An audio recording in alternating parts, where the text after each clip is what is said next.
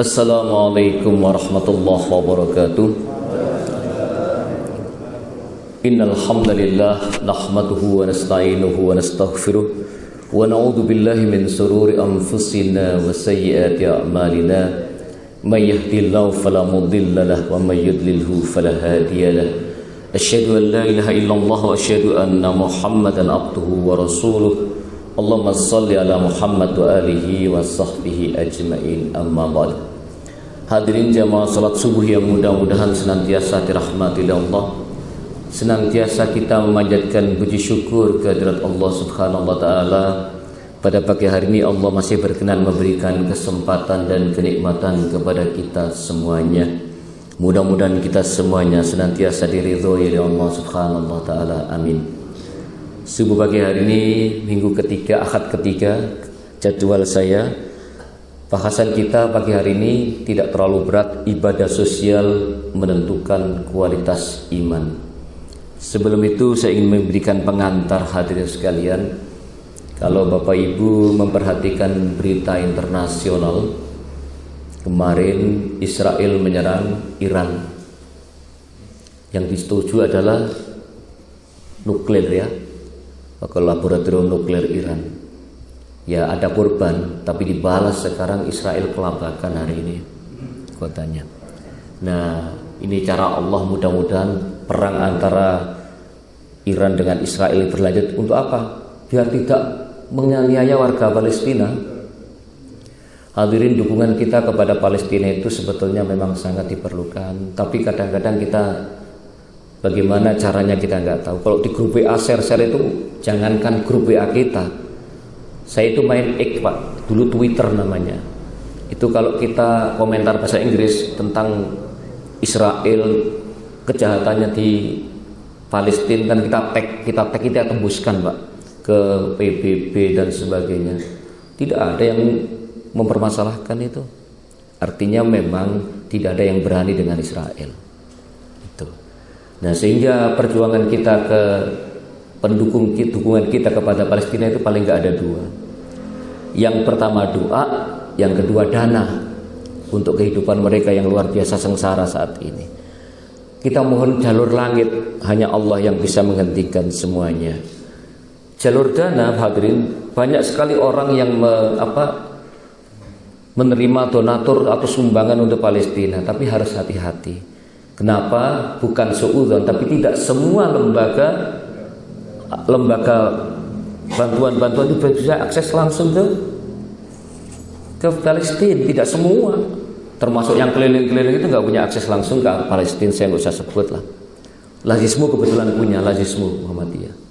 Jadi ada di sana itu ada yang khusus Palestina, itu ada yang pakai online bantuannya itu transfer aja 100, 200, 300 itu memang khusus untuk Palestina, ada, bukan umum. Jadi itu seperti itu.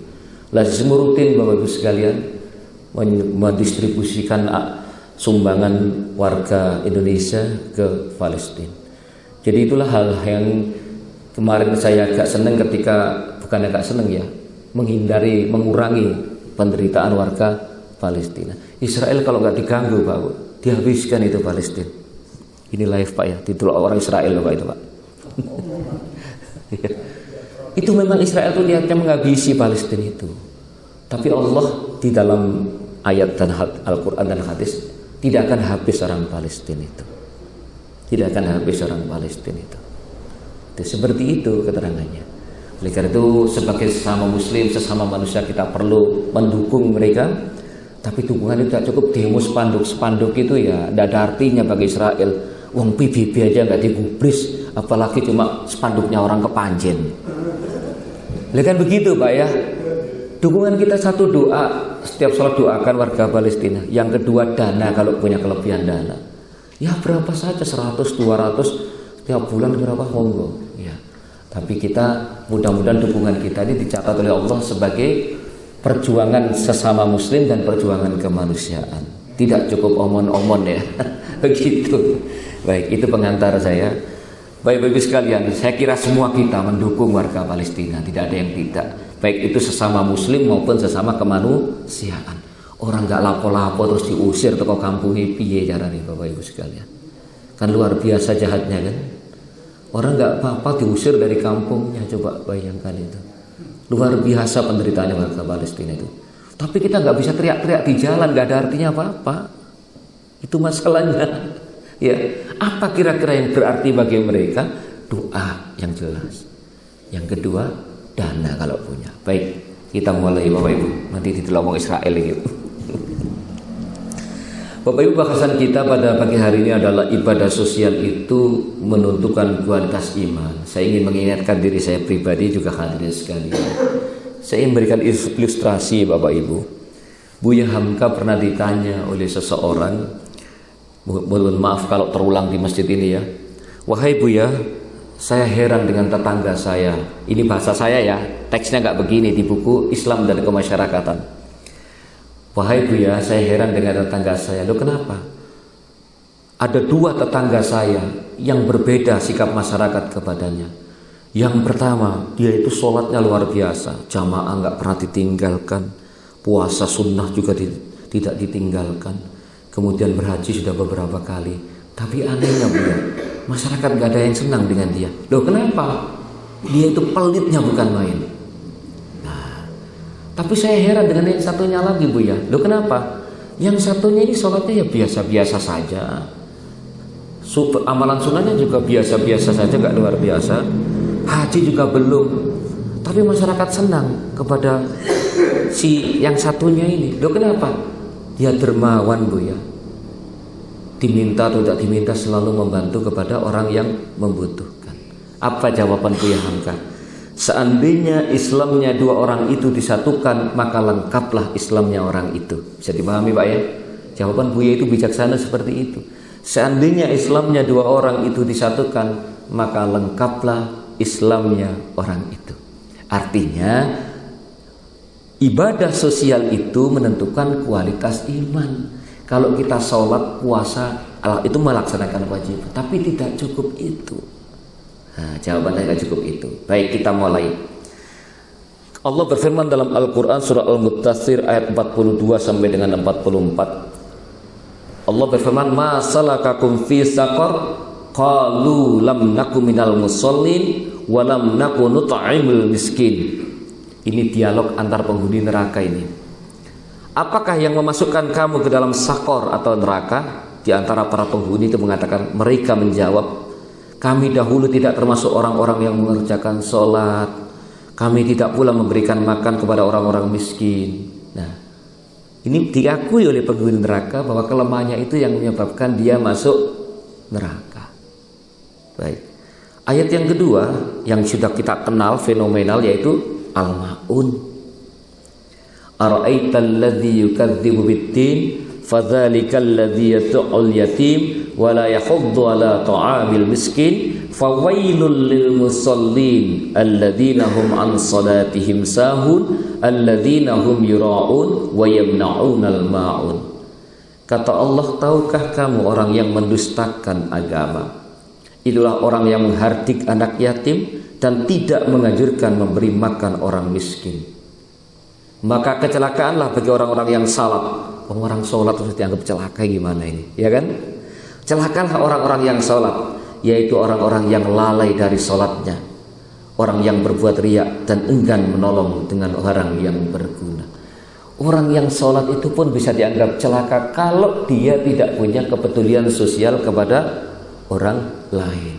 Maka ayat pembukanya adalah orang yang mendustakan agama itu orang yang menghardik, tidak mempedulikan anak yatim dan kaum miskin, dan menganjurkan memberi makan orang miskin. Jadi dua ayat ini memberikan pelajaran bagi kita bahwa Islam kita itu ada dua aspek yang harus diperhatikan. Aspek yang pertama adalah aspek ritual, ya tentu sholat wajib, enggak sholat ya jangan harap kan begitu kan. Puasa wajib juga dilaksanakan, sunnah dianjurkan.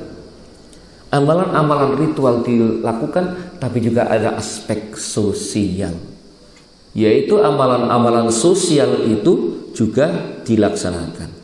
Dari ayat tersebut di atas dapat dipahami bahwa salah satu faktor yang menyebabkan orang dicap sebagai pendusta agama, sebagaimana ayat yang kedua, adalah tidak mau peduli terhadap usaha membantu anak yatim, usaha mengentaskan kemiskinan, yang melanda masyarakat kita. Nah, hadirin sekalian, salah satu tantangan umat Islam saat ini adalah lemahnya ekonomi umat. Ya, lemahnya ekonomi umat. Kita sering mendengar dan membaca bahwa saat ini menurut survei Bank Dunia tahun 2024 ini yang dibantah oleh pemerintah, bahwa kita sering mendengar bahwa saat ini masih ada di Indonesia ini 194 juta lebih penduduk Indonesia yang masih hidup di bawah garis kemiskinan. Dari jumlah itu mereka kebanyakan umat Islam. Ini dibantah oleh masa sebanyak itu. Disebutkan bahwa data Bank Dunia, survei Bank Dunia tahun 2024, bahwa 68,25% penduduk Indonesia tergolong miskin pada tahun 2024. Sekarang mungkin lebih karena ekonomi semakin tidak begitu membaik, atau setara dengan 194,58 juta jiwa dari populasi Indonesia 285,1 jiwa. Ya, ukuran miskin itu ukurannya penghasilannya 1 tahun tidak lebih dari sekian dolar dan sebagainya itu. Nah, memang Bapak Ibu sekalian, kalau dipikir-pikir memang kebanyakan penghasilan warga kita Indonesia ini memang belum mencukupi kalau diukur untuk kehidupan layak. Kehidupan layak itu kan bisa sandang pangan terpenuhi, menyekolahkan anaknya terpenuhi, kan begitu kan. Bahkan mungkin ada bisa hiburan sedikit-sedikit, rekreasi, kan begitu kira-kira. Kalau hitungannya seperti itu, memang banyak di antara kita yang belum sampai ke garis itu. Ya, itu harus mengakui kita. Nah, tapi kenapa Indonesia kok masih tetap eksis seperti ini? Salah satunya karena umat Islam itu, ada sebagian besar umat Islam itu yang memang percaya hidup ini memang milik Allah. Ya, bukan ditentukan oleh ekonomi yang memburuk atau kurang. Nah, pertanyaannya sekarang hadirin sekalian, mengapa umat Islam itu masih banyak yang fakir miskin? Nah, jawabannya ini harus tentu melalui kajian yang mendalam.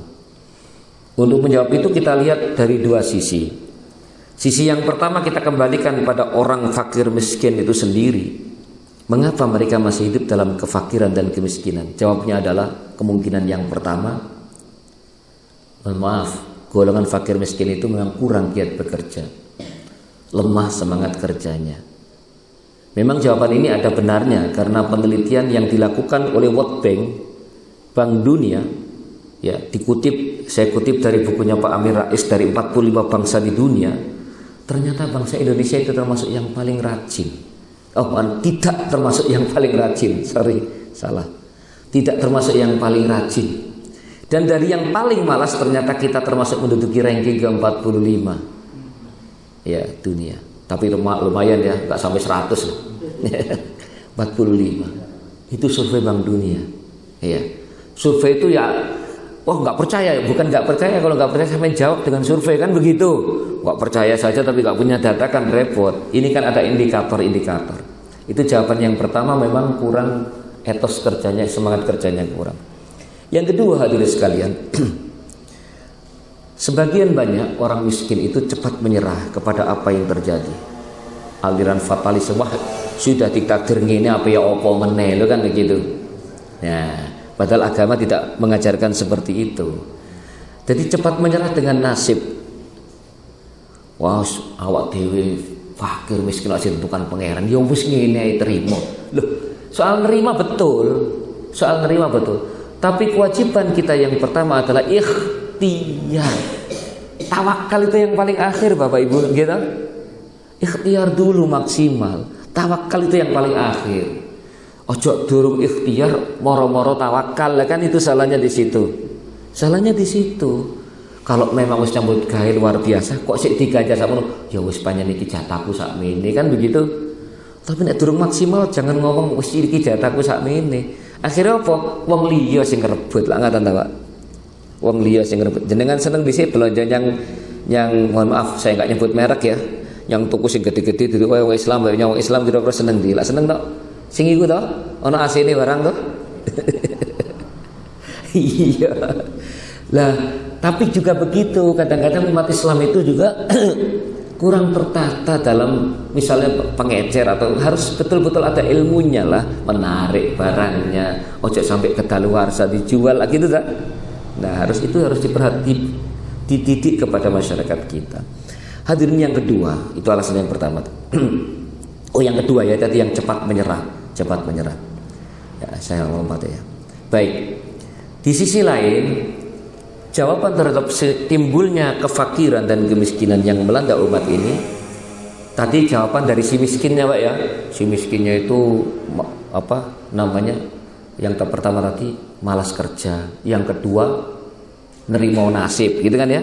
Itu dari si miskinnya. Sekarang bagaimana kalau kita tinjau dari golongan yang kaya? Jika kita ingin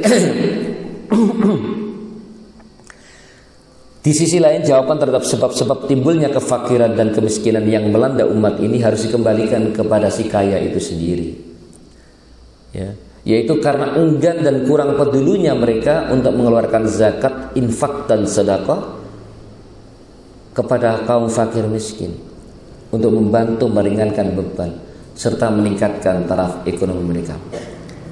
Mengapa orang kaya itu enggan, ya, dalam tanda kutip ya, enggan mengeluarkan sedekah, infak sebagian ya untuk mengentas kemiskinan? Ada berbagai alasan dan sebab yang bisa dikemukakan. Yang pertama, mereka beralasan bahwa zaman modern sudah ada sistem pajak yang teratur, oleh karena itu sistem zakat tidak perlu lagi dilakukan. Ini alasan yang dibuat-buat, dicari-cari. Wis ditarik pajak Pak, pemerintah sing ngurusi masyarakat iki. Wis gak usah narik pajak Pak, nasib zakat barang. Nah ini kayak jawaban asal-asalan Pak. Ngomong aja mak gak kepen apa, takut keluar zakat. Ada yang beralasan seperti ini. Saya berdiri umat Islam ya, bukan umat lain. Survei ini. Nah ada yang seperti itu. Yang kedua hadirin sekalian, karena kriteria Islam atau tidaknya seorang itu atau kualitas kesalahan hidup seorang biasanya diukur dari segi ibadah ritual, Bapak Ibu. Ya, kita sering menilai seseorang itu solih itu dinilai dari ibadah ritual. Ini ada tidak salah memang, karena ibadah sosial kan nggak kelihatan Bapak Ibu ya. Wah orangku sholatnya tekun, posonnya api, ya dah. Wah haji umroh berkali-kali, alim deh, soleh dia. Ini sebagian masyarakat mengukur kesalahan dari ibadah ritual. Sementara aspek ritual dan sosial itu harus seimbang dalam diri seorang muslim. Nah kadang-kadang kita tidak nilai. Ya memang orang sedekah nggak diumumkan memang ya. Tapi maksudnya jangan kita punya pemahaman bahwa kesalihan itu hanya sebatas didukung oleh kesalihan ritual. Sholatnya ya tekun, ibadah sosial, ibadah sunnah ya tekun, tapi di sisi lain ibadah sosialnya juga dilakukan dengan sungguh-sungguh. Itu yang kedua. Jadi mari kita berasumsi bahwa kesalihan seseorang itu bukan ditentukan dengan kesalihan ritual semata, bukan hanya sholat puasa semata, tapi juga ditentukan kesalihan seseorang itu dalam bidang ibadah sosial. Ini mari kita tanamkan dalam diri kita semuanya, sehingga kita punya parameter yang sama untuk itu. Yang ketiga hadirin sekalian, karena pengaruh globalisasi dan sekularisasi barat, gaya hedon itu apa sih bahasa Jawanya Pak ya? Apa ya? Ingin hidupnya itu wah gitu loh, glamor. Nah Bapak Ibu sekalian, nek duwe gak apa-apa, sing repot tuh gak duwe maksa duwe lah, itu masalahnya. Ibu-ibu tas kira-kira gainan mana? Gainan Bandung atau gainan sinilah yang dekat-dekat sini kan ada tas kulit ya. Ya, Tanggul Lufas atau apa ya, promosi live ya Pak. Ya. Ibu-ibu kadang gengsi tau nek kumpul wong-wong itu tasnya apik. Pada tas kulit itu 600.000 oleh ono sing tuku jutaan loh Pak. Ya kita beli gaya hedon ini kadang-kadang sudah menghinggapi kita dan generasi muda kita. Gengsi ambek tonggo. Bapak Ibu, saya titip ya. Ayo kita hidup itu gak diatur orang, diatur diri kita sendiri. Kalau kita butuh ya beli. Kalau kita gak butuh biar orang lain punya semua, gak usah dipaksakan beli. Gitu. tonggo lho wis apik kabeh mobilku kok sik ngene ae. Lah jenengan butuh mobil apik apa ora? Ya. Saya kadang-kadang begini Pak, pun saya ini. Saya pengen juga punya sepeda motor apik-apik model sing nyar saiki. Terus tak balik meneh, lah aku tuku sepeda motor apik-apik kanggo apa? Wong aku sepeda motor kanggonya masjid salat tok lho. Lah gitu. Terus aku tuku sepeda motor 35 juta. Ikut beli gaya apa beli? Lah gitu Pak. Ayo kita beli itu sesuai dengan kebutuhan kita, manfaat kita. Nek jenengan itu manfaat sesuatu barang mahal, manfaat untuk jenengan biar orang lain nggak punya, jenengan beli. Tapi jangan dibalik. Jenengan nggak butuh jadi, tapi tonggo duwe kabeh kok sawangane ya. Ini gaya-gaya hidup mulai hedon. Ayo kita beli apa yang kita perlukan, kita butuhkan. Jangan beli yang kita inginkan walaupun nggak butuh. Dan banyak kan yang beli yang kita inginkan tahu Pak nggih? Jadi gak butuh tapi kudu tuku ae. Sing duwe maksudnya. Nggih ta Pak nggih? HP iki nek rega 3 juta wis cukup apa ora? Cukup nggih? Oh, tuku sing 20 juta. Kula nggih kepengin jane. Lah ya ta? Lah fungsine HP apa sih? Lah kan begitu. Nah, mobil juga begitu Bapak Ibu. Nuwun sewu nek jenengan gajah kijang kapsul tahun 2001 si iso mlaku normal. Ambek mobil sing paling nyar kijang Innova paling nyar sing regane 650 juta. Kira-kira sing beda napane Pak? Jenengan teng Malang padha-padha numpak sing beda apane? Gayahe sing beda. Lah nggih to? Wong mobil ya padha nak AC-ne ya adem, ya jalan ya biasa, numpak tol ya tarane biasa. Sing beda niku gayahe Pak. Lah nggih to? Nek jenengan cukup mobil kapsul niku Mbak AC nyandi wis gak mogok ya wis, kebutuhane wis sak ngono kuwi. Terus jangan paksa beli apa Pajero atau beli apa Innova Zenic 600 juta, bayar pajaknya ngelu lho Pak. 7 juta lebih. Ya, saya ini enggak apa provokator gembosi boten. Nah, mari kita ini membeli, saya tadi berkenaan dengan hedon tadi loh Pak. Pengaruh masyarakat globalisasi itu hedon, gitu ya. Hedonisme itu gaya. Lah ini ada sebagian orang-orang kaya yang terhinggapi itu. Yo gengsi lo awak dewe, lo masyarakat misalnya bisnis kok sepeda motor ini lah. Ini kan hedon. Bapak Ibu nek fotonya masjid, fotonya misalnya apa? Supra X cukup lah. Lah gitu. Saya juga pengen Pak Bu punya motor yang bagus yang harga apa 35 juta. Pikir meneh lah aku motor iku kanggo apa sih? Ya sholat jamaahnya masjidnya masjid kiri, masjid kono. Nek kira tuh ador untuk bawa mobil pun gak kanginan. Kan butuhnya cuma itu. Kalau kita Malang sudah tua-tua sepeda motoran ya mikir Bapak Ibu. Gitu. Nah, mari kita hilangkan sikap itu Bapak Ibu. Ayo kita belanja sesuai yang kita butuhkan, yang manfaat untuk kita. Agar yang lain bisa digunakan untuk yang lebih bermanfaat. Wong iku kadang-kadang nuwun sewu Bapak Ibu. Tuku barang mewah mau sedekahnya masjidnya wabut masalah. Kadang-kadang kadang-kadang. Yang keempat Bapak Ibu sekalian, ada sebagian orang yang kadang-kadang kurang percaya terhadap pengelolaan zakat amal, sedekah, infak, menyebabkan mereka enggan mengeluarkan zakatnya. Ini juga tidak beralasan. Tapi kadang-kadang memang kita harus bijak Bapak Ibu. Karena memang tidak semua kebutuhan kita itu bisa di cover oleh lembaga infak dan sedekah. Nuwun sewu misalnya ya orang lain nggak usah nyentuhkan saya lah, nanti nggak bagus kalau nyentuhkan saya. Ada seseorang ya yang baik kalau lembaga ambil zakat. Ya, misalnya dia punya uang yang harusnya infak dan sedekah. Kalau diberikan semuanya, sementara dia punya 4 orang anak yatim di luar kota yang tidak tercover oleh lembaga ini.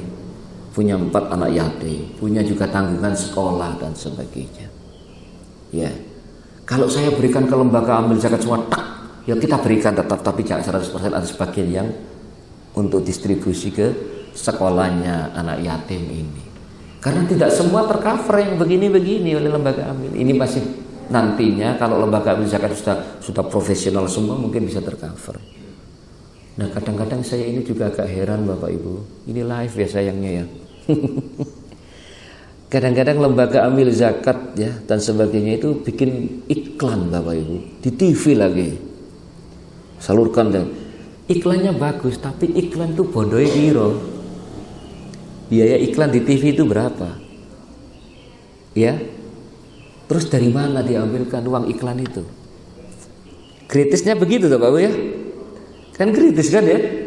Nah kadang-kadang itu yang membuat masyarakat kurang percaya. Bapak Ibu, iklan di TV, di spot, di apa? Di waktu yang paling mahal, apa namanya? Prime time ya. Itu puluhan juta Bapak Ibu. Sekali tayang beberapa menit itu puluhan juta biayanya. Bahkan mungkin ada ratus. Ya. Nah, itu kalau lembaga bisnis ya biasa itu dana marketing namanya. Kalau lembaga sosial pasang iklan di sana puluhan juta, lembaga zakat misalnya, terus dari mana diambilkan iklannya itu? Kalau dari infak zakatan masyarakat ya gak bener lah, gitu. Itu kadang-kadang yang membuat kita ada sedikit perasaan gak nyaman seperti itu. Nah, tapi pada dasarnya itu bukan alasan seseorang untuk tidak mengeluarkan zakat dan infaknya. Hadirin, manusia itu adalah makhluk sosial. Ia tidak hidup sendiri, saling membutuhkan. Keberhasilan seseorang karena berkat bantuan orang lain. Gak ada orang yang bisa sukses sendiri. Ya, keberhasilan seorang pejabat karena berkat bantuan orang tua, guru, masyarakat dan sebagainya. Tidak ada orang yang bisa berhasil sendiri. Demikian pula keberhasilan seseorang pedagang ya karena pembeli, karena masyarakat. Nah, karena itu maka petani misalnya ya karena irigasi, alat-alat pertanian, buruh tani dan sebagainya. Sehingga karena tidak ada orang itu yang bisa berhasil sendirian. Dan jangan lupa campur tangan Allah. Jenengan bisa bertani sukses itu karena siapa? Allah nahan matahari aja 4 hari bingung ya, nggak bisa, ya tak? Air itu siapa? Nah, kita nggak merasa campur tangan Allah terhadap keberhasilan kita ini besar. Terus ngomong itulah petani Pak. Lah saya kan bukan petani Pak, pejabat. Lah yang kasih sampean otak itu siapa? Yang bisa sekolah sampai tinggi, bisa menduduki jabatan itu sopo? Nah, kan begitu. Kan nggak pikir begitu semua. Aku sukses juga karena berjuang. Aku sukses ya karena sungguh-sungguh loh. Iso ora sukses itu? Tidak bisa. Campur tangan Allah kepada kita itu luar biasa. Tenaga kita jenengan iso ruso awake, iso usaha ikhtiar maksimal. Jenengan pikirannya diberi cerdas, kemudian bisa berpikir dengan cemerlang. Dan ngono iku nek berhasil, pangeran itu memerintahkan, kata Allah dalam Al-Qur'an surat At-Taubah ayat 103. Khudh min amwalihim shadaqatan tutahhiruhum wa tuzakkihim biha wa sholli alaihim inna sholataka sakanul lahum wallahu sami'un alim. At-Taubah ayat 103. Ambillah zakat dari sebagian harta mereka, dengan zakat itu kamu membersihkan dan mensucikan mereka, dan berdoalah untuk mereka, sesungguhnya doa kamu itu menjadi ketentraman jiwa bagi mereka, dan Allah Maha mendengar lagi Maha mengetahui. Zakat itu Bapak Ibu sekalian, bahasanya bukan dianjurkan, tapi khud itu ambillah, diroyok. Siapa yang ngeroyok? Ulil amri, ya, tauliah, pemerintah, ulil amri. Nah itu kalau di negara yang memang menggunakan syariat Islam. Maka jangan heran waktu Rasulullah wafat, Abu Bakar diangkat menjadi khalifah. Siapa yang banyak munafik, orang enggan mengeluarkan zakat, diperangi sama Abu Bakar. Ya, diperangi sama Abu Bakar. Orang yang enggan mengeluarkan zakat ketika Rasulullah wafat itu Abu Bakar naik. Coba baca sejarah, diperangi sama Abu Bakar. Karena memang zakat itu sebetulnya pemerintah yang mengambil, bukan kita yang menyerahkan. Duitmu piro? Oh sakmono zakatnya sakmene kini tak cukup. Mestinya begitu. Kalau negaranya betul memang menerapkan seperti zaman Rasulullah itu. Dan zaman Rasulullah orangnya juga jujur-jujur duit piro. Kalau sekarang kan duitnya 5 miliar dilaporkan sak miliar KPK lah. Iya kan ya. punyanya 10 ratusan miliar dilaporkan punya 3 miliar atau KPK. Ben gak karuan. Ya awak dhewe kan gak pantes gaji no piro duwene piro. Nggih Pak nggih. Nek jenengan tiba-tiba tahu saya punya mobil Ferrari yang harganya 5M misalnya, jenengan lah mesti takok Pak. Wajar takok. Pak Rauf nyebut gawe opo kok tuku mobil 5 miliar. Lah ngono ta Pak nggih? Iya ta? Nah, sayangnya di negara ini orang tidak ditanya kekayaannya ketika tidak sesuai dengan profil gajinya. Itu sayangnya. Iya, Pak, misalnya saya ini gajinya misalnya nuwun sewu, ya 3 juta, di usaha sampingan opo misalnya, kan bisa dihitung Pak, kekayaan saya itu berapa, dan saya punya apa. Nah, mestinya di negara-negara yang sudah maju, pejabat yang tidak wajar kekayaan ditanyakan, nggak bisa mempertanggungjawabkan, disita untuk negara, mestinya begitu. Loh, orang kaya nggak boleh, Pak saya dapat ini dari warisan orang tua saya, kan bisa dibuktikan itu. Oh iya tanah ini dari orang tuanya, kan boleh. Tapi kalau nggak bisa mempertanggungjawabkan dari mana? Ini dunia loh Pak, belum akhirat. Akhirat lagi ditanya lagi nanti. No, dari mana didapatkan, kemana dibelanjakan. Ini baru dunia aja kita nggak bisa jawab. Sampai kok duit sampai ratusan miliar tekon di suatu usaha ratusan miliar tekon di duit. Dunia aja bisa mempertanggungjawabkan. Gitu, Bapak Ibu, lo kok mati tiba-tiba?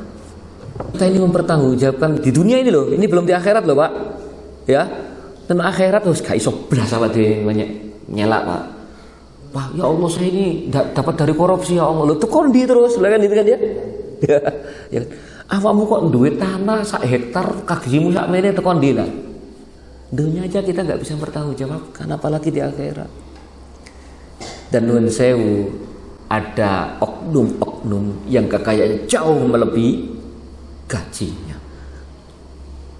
dan lembaga yang dianggap disuruh ngurus itu yang namanya KPK kadang-kadang tenang-tenang saja. Kalau juga kan kalau di YouTube ini Mas Arti kan, iya, bukan takut tapi kadang-kadang bisa disalahpahami. Baik, sampai mana tadi saya? Nah, Bapak-Bapak sekalian, dari khudz min amwalihim, ambil zakat itu dari ayat tersebut diambil pelajaran. Yang pertama, pelajaran untuk perintah diambil zakat itu. Jadi kita perintah bukan mengeluarkan zakat loh Pak ya. Kita kan diperintahkan mengeluarkan zakat. Ayatnya itu khudz, ambillah. Bukan keluarkan zakat, ambillah zakatnya orang itu. Ambil. Makanya kenapa sampai diperangi oleh Abu Bakar waktu orang ketika sepeninggal Rasulullah wafat, banyak orang tidak mau mengeluarkan zakat, diperangi karena memang khud itu ambillah, bukan tengok-tengok wis zakat tok ini tak terima wis zakat sekarepmu, bukan begitu. Baik, dari ayat tersebut diambil dengan pembayaran zakat fitrah, mal, sedekah, maka harta itu menjadi suci bersih. Ya, suci bersih. Ya, Allah sudah berkontribusi untuk keberhasilan kita semuanya. Dan Allah nggak minta banyak. Nek tani bisa 10%, bisa 5%, tergantung pengairannya. Nek pedagang 2,5%, termasuk pejabat zakat profesi masih berikhtilaf. Zakat profesi itu ada, ya 2,5%. Nggak banyak yang diminta. Tidak ada orang yang bisa sukses sendiri tanpa campur tangan orang lain, tanpa campur tangan Allah. Tidak ada. Oke. Yang kedua, Bapak Ibu sekalian, zakat itu di samping yang pertama membersihkan harta yang diperoleh oleh seseorang, yang kedua mengikis habis sifat kikir dalam jiwa seseorang. Jadi Allah berfirman dalam surah Al-Ma'arij ayat 19, Innal insana khuliqa halu'a idza massahu syarru jazua wa idza massahul khairu manu'a illal musallin, dan seterusnya. Innal insana khuliqa halu'a, sesungguhnya manusia itu diciptakan dalam keadaan keluh kesah. Idza massahu syarru jazua, ketika ditimpa kesulitan sedikit dia mengeluh, bukan main. Tapi sebaliknya, idza massahu wa idza massahu syarru jazua wa idzal khairu manu'a. Nek dikai keapian, dikai rezeki, pelitnya bukan main. Itu watak dasar manusia, semua ada, termasuk yang ngomong ini. Semua ada. Yang membedakan adalah illal musallin, kecuali orang yang sholat, yang tetap dalam sholatnya, dan seterusnya ada pengecualian. Semua kita ini punya sifat kikir, bakhil, semua, termasuk yang ngomong ini. Hanya saja yang beda apakah kita bisa mengurangi, mengerem, mengecilkan sifat bakhil kita atau membiarkan saja. Nek kita membiarkan saja, loh aku nyebut gaya repot-repot kok dijaluk cena, kan gitu kan ya. Itu kalau kita menggunakan ego kita. Jadi semua kita punya sifat yang namanya pelit ini, tapi tidak semua orang sama. Ono sing nekan sampai paling bawah sehingga yang nampak dia dermawan. Ada yang setengah-setengah, kadang pelit, kadang dermawan. Ada yang memang pelit banget, dermawannya ditekan di bawah. Ini kan begini, Pak. Nah, agama mengajarkan kita hidup itu seimbang. Ya sedekah ya ojo blong-blongan kabeh ngono ya aja. Tapi ya aja pelit. Nah, iso diimbangin loh. Jadi antara kedermawanan dengan bakhil pelit itu bisa seimbang di tengah-tengah. Waktunya ngeluarkan dan sebagainya. Itu. Jadi mengikis sifat kikir, karena semua kita ini punya sifat kikir. Yang ketiga, sampai 51 Pak ya kita. 51 terbit matahari. Masih lama. Yang ketiga, menciptakan ketenangan dan ketentraman, bukan hanya kepada penerima tetapi juga pemilik atau pemberi zakat. Bapak Ibu nuwun sewu, nek jenengan beriman, saya yakin nek jenengan mari zakat mangke wong seneng apa ora? Beriman sampean. Nek ngekek uang baru awal itu. Awal itu apa, Pak? Awal itu apa, Pak? Orang malah nggak ngerti awal ya. Ketun. Lah iya kok tak kira samono ya. Nek wis keluar ya wis. Jangan dipikir lagi, mikir sing ape teko ae. Bapak Ibu, nek jenengan kei wong seneng, berarti alhamdulillah, berarti jenengan orang beriman. Ya. Mengeluarkan zakat lego seneng, beriman jenengan. Zakat fitrah, zakat mal seneng, beriman. Lah iya wong pancen wajib dikeluarno kok gak dikeluarno piye? Ya, walaupun tidak harus ditunjukkan ke orang ya. Walaupun gak harus ditunjukkan ke orang. Kalau jenengan yang kasih orang kemudian ada perasaan senang, alhamdulillah, berarti jenengan orang beriman. Karena apa? Zakat, infak itu bukan hanya penerimanya yang senang, yang mengeluarkan harusnya senang. Kenapa? Karena Rasulullah SAW banyak sekali hadis yang mengajarkan kepada kita kedermawanan itu adalah hal yang luar biasa, balasannya juga luar biasa. Bahkan kebakhilan itu bisa dicap tidak beriman. Kalau infak, wah sudah Al-Quran di berapa kali dia sudah banyak ayatnya ya. Ya, jadi seharusnya yang mengeluarkan juga senang, yang menerima juga senang. Dua-duanya senang. Jangan yang terima senang, yang zakat gelo, jangan. Yang kedua, Rasulullah dalam salah satu hadisnya mengatakan, saya membuat redaksi Arabnya saya agak lupa ini, nanti salah-salah saya sebut ini. Gini artinya, tidak beriman orang yang tidur dalam keadaan kenyang, sementara tetangganya tidak bisa tidur karena kelaparan. Orang yang gitu itu loh dicap tidak beriman oleh Rasulullah, padahal sholat. Ya, jadi Bapak Ibu segitunya sampai Rasulullah mengajarkan kepada kita. Jadi Bapak Ibu sekalian, nek jenengan kayak wong seneng, ben sing ngekei seneng, sing nerima yo seneng. Nek ngekei barang sing wajar. Ojo sampai wis gak seneng dikei wong, dikekno wong, ojo. Aku lho duwe mie 10 bungkus, tak kekno sampean yo. Lah sampean apa gak wis kedaluarsa lho. Lah wong sampeyan gak gelem mangan dikekno wong piye? Itu ada ayatnya loh, Pak Bu. Wala tayammamul khabitha minhu tunfikuna walastum bi akhirihi. Ali Imran ayat berapa itu? Kamu lho kok kayak orang barang yang kamu sendiri memicingkan makan, enggak kolu dengan barang itu kok dikekno wong. Itu ditercam dalam Al-Qur'an. Ya. Jadi kalau kita memberikan sesuatu yang kita sendiri masih mau memberikan itu Al-Quran mengecam ayat itu. Ayat berapa itu? Wala tayammamul khabitha minhu tunfikuna walastum bi akhirihi illa tughmidu fi. Ali Imran, lupa saya ayat berapa itu. Ya. Jadi Bapak Ibu, wong sedekah itu harus dua-duanya senang. Yang mengeluarkan senang, yang menerima juga senang. Itu bagian daripada tujuan infak, sedekah, zakat. Ya, alhamdulillah kalau Bapak Ibu ini saya percaya Jumat berkah, ada yang nyupot dan sebagainya. Saya kira senang Pak ya. Sing nerimo ya senang, sing ngekei ya senang. Itu tujuan agama ini. Gak menjadikan salah satu senang, salah satu getun, gelo, enggak. Yang keempat, Bapak Ibu sekalian, zakat itu sebetulnya dimaksudkan juga mengembangkan harta benda, bukan menghabiskan. Ya, pengembangan ini dapat ditinjau dari dua sisi. Orang zakat itu berkembang hartanya. Kok ono ceritanya mau mari zakat terus miskin itu loh. Mesti nambah pangeran, nambah. Lihat orang yang sukses-sukses itu. Saya sendiri bukan pengusaha masalahnya, biasa-biasa saja. Yang pertama, mengembangkan harta itu ditinjau dari dua sisi. Dari sisi spiritual, Allah mengatakan dalam Al-Quran surah Al-Baqarah ayat 276, yamhaqullahu riba wa yurbis sadaqat wallahu la yuhibbu kulla kaffarin athim. Allah memusnahkan riba dan menyuburkan sedekah. Ya, menyuburkan sedekah. Dan Allah tidak menyukai setiap orang yang tetap dalam kekafiran dan selalu berbuat dosa. Jadi sedekah, zakat disuburkan. Disuburkan itu apa? Maknanya luas sekali. Oh, subur itu mengakibatkan apa? Mengakibat tumbuhnya tanaman, mengakibatkan buahnya lebat. Kan begitu. Itu dari segi spiritual. Yakini bahwa Allah itu akan menyuburkan sedekah kita itu. Dan dengan sedekah, aku tak sedekah, aku nang miskin. Oh jangan. Allah yang menyuburkan ini bukan. Coba buka Al-Quran, nanti baca tafsirnya juga. Surah Al-Baqarah ayat 276. Apa maksudnya menyuburkan itu? Biar lebih, ya paling nggak yang standar lah, Ibnu Katsir lah yang standar nanti. Ya, ini kan ceramah singkat, tidak bisa terlalu panjang jauh seperti itu. Tapi menyuburkan, itu janji Allah loh. Masa kita nggak percaya dengan janji Allah? Yang kedua, dari segi ekonomis psikologis, orang yang yaitu ketenangan batin dari pemberi zakat, sedekah dan infak akan mengeluarkan pada konsentrasi dalam pemikiran usaha mengembangkan harta. Di samping itu penerima zakat dan infak dan sedekah akan mendorong terjun.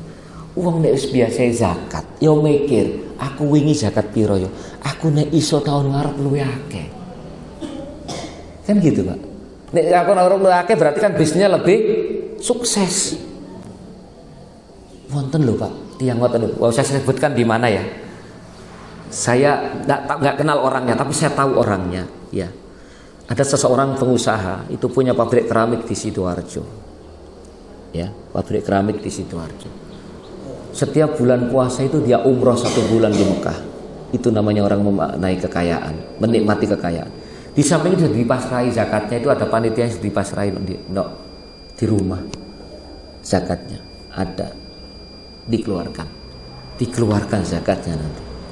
Jadi itu orang menikmati kekayaan. 1 bulan itu sering, hampir setiap tahun itu dinikmati di Mekah. Banyak ini duit. Ya.